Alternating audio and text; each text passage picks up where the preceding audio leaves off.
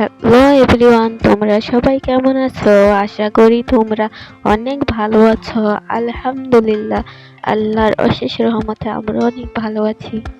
আজকে আমি আমার ছোট্ট মেয়েটাকে নিয়ে সারাদিন কি কি কাজকর্ম করি সেগুলি তোমাদের সাথে আজকে শেয়ার করব। যেহেতু এটা আমার নতুন চ্যালেঞ্জ, সবাই আমাকে সাপোর্ট করবেন, আমার জন্য সবাই দোয়া করবেন। আজকে আমি সকাল ধরে কি কি করলাম এবং কি কি রান্না করলাম মেয়েটাকে নিয়ে, ছোট্ট মেয়েটাকে নিয়ে, সেগুলি আপনাদের সাথে আজকে আমি শেয়ার করব। সকাল থেকে ঘুম থেকে উঠেছি, উঠেই আল্লাহর রহমতে আমি সংসারে কাজকর্ম করতে শুরু করেছি। এর ফাঁকি দিয়েও আমাদের আল্লাহর জন্য একটু সময় ব্যয় করতেই হবে, যেহেতু আমাদের একদিন নিশ্চিত পরপারে যেতে হবে। সেজন্য আমাদেরকে আগে কাজের আগে আগে নামাজ পড়তে হবে। হাজারো ব্যস্ততার মাঝে আমাদের নামাজ পড়তেই হবে। আমরা এখন ব্যস্ততা দেখালো, পরকালে কিভাবে ব্যস্ততা দেখাবো? সেজন্য আগে নামাজ, তারপরে কাজ। আপনার আমলটাই আপনার সাথে যাবে। এই যে কাজ করেন অন্যের জন্য বা নিজের জন্য, এই কাজগুলো কিন্তু যাবে না। তাছাড়া করা লাগবে, ঠিক আছে, কিন্তু আগে আপনার নামাজ পড়তে হবে। নামাজ পড়ে তারপরে সংসারে সব কাজগুলো করতে হবে। এর জন্য আগে নামাজ পড়ো, তারপরে সকল সংসারে কাজকর্মগুলো করে সেরে ফেলো। আমি এই তো সকালে উঠলাম, উঠে আল্লাহর রহমতে দুটো খাওয়া দাওয়া আমি নিজে ব্রাশ করলাম, মেয়েটাকে ব্রাশ করিয়ে দিলাম। তারপর সংসারে কিছু টুকিটাকি কাজ আছে, সেগুলো আস্তে আস্তে করলাম। যেমন সংসার গুছিয়ে গাছিয়ে রাখলে তো নিজেরও শান্তি লাগে, তাছাড়া দেখতে অনেক শান্তি লাগে। বা আমি যে এই রুমটাতে থাকি, ওই রুমটাই যদি পরিষ্কার না থাকে তাহলে বলেন কেমন লাগে? তাহলে কি রুমটার মধ্যে থাকতে ভালো লাগবে?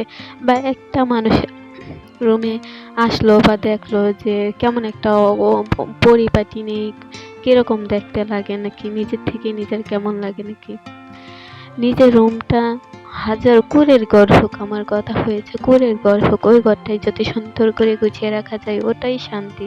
ওই থেকে শান্তি আর কিছুই হতে পারে না। আমি আস্তে আস্তে আমার সকালের কাজগুলো সেরে এখন আবার রান্নার প্রিপারেশন নিতেছি। আজকে আমি বেশি কিছু রান্না করব না, যেহেতু আমার কালকে রাতে আমি তরকারি রান্না করে রেখেছিলাম, সেগুলোই সকালে খাইছে, এখনো আরও আছে। তারপর আমি একটু ভাজি করব, ভাজি করে আর কি খাবো। ভাজি তরকারি আছে, ওগুলো আর কি মিলাই দিলে আজকে চালিয়ে দেব। তারপর কালকে আবার নতুন করে রান্না করা হবে। হাজারো ব্যস্ততার মাঝে আমাদের একটু সময় আল্লাহর জন্য রাখতেই হবে, যেহেতু আমাদের না ফেরার দেশে সবারই একদিন যেতে হবে। আর সবাই আমার জন্য দোয়া করবেন, যেহেতু নতুন চ্যালেঞ্জ। আমি হয়তো বা আমার অনেক ভুল ত্রুটি হবে, আপনারা ক্ষমার দৃষ্টিতে দেখবেন। আশা করি আমাকে সাপোর্ট করবেন।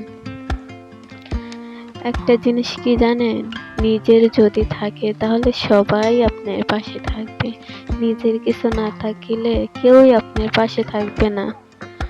আমাদের উচিত নিজের সামর্থ্য অনুযায়ী নিজেকে ব্যয় করা। নিজের যতটুকু সামর্থ্য আছে অতটুকু নিয়ে আমাদেরকে সন্তুষ্ট থাকতে হয় বা থাকতে হবে। কারণ অন্যের কি আছে ওই জিনিসগুলো নিয়ে যদি আমরা সমালোচনা করি বা ওর কি আছে এটা আমার কেন নেই, এটা বললে নিজের সংসারে জীবনে আপনি সুখী হতে পারবেন না। এই জন্য নিজের যা কিছু আছে তাই নিয়ে সন্তুষ্ট থাকার চেষ্টা করবেন এবং নিজের সংসারে আয় করার জন্য নিজের আয় অনুযায়ী ব্যয় করতে হবে। ওইভাবে করলে আপনার সংসারে ইনশাল্লাহ একদিন উন্নতি হবে, যেহেতু আপনি আয় বুঝে ব্যয় করতেছেন। আপনি যদি আয়ের আগে ব্যয় করে বসে থাকেন তাহলে তো হবে না। আপনি যা রুজি করেন তার আগে আয় করে তারপরে আপনার সংসারের খরচটা বাজেট হিসেবে রাখলে আপনার সংসারটা সুন্দরভাবে চলে যাবে। যেহেতু এটা আমার নতুন ব্লগ, সেজন্য ভুল ত্রুটি হতেই পারে। আপনাদের কাছে আমি ক্ষমার দৃষ্টিতে দেখবেন আমার ভুল ত্রুটি হলে। আর ইনশাল্লাহ সামনে আমি নতুন আরেকটা ব্লগ নিয়ে হাজির হব। আশা করি এর থেকেও ইনশাল্লাহ এতে ভালোই হবে, খারাপ হবে না। যেহেতু নতুন ব্লগের যত আমরা জায়গা করি, যদি সেটা মন দিয়ে করি তা নাকি সত্যি অনেক সুন্দর হয়। মন থেকে কিছু চাইলে নাকি সবই সুন্দর হয়। সেজন্য ইনশাল্লাহ এটা খারাপ হয়েছে, সামনে ইনশাল্লাহ আরো ভালো হবে আশা করি। আর আমি আরেকটা নতুন ব্লগ নিয়ে আপনাদের সামনে খুব শীঘ্রই হাজির হব। মা মেয়ের ছোট্ট দিনগুলো কীভাবে আস্তে আস্তে কাটাই ওগুলোই আপনাদের মাঝে তুলে ধরবো।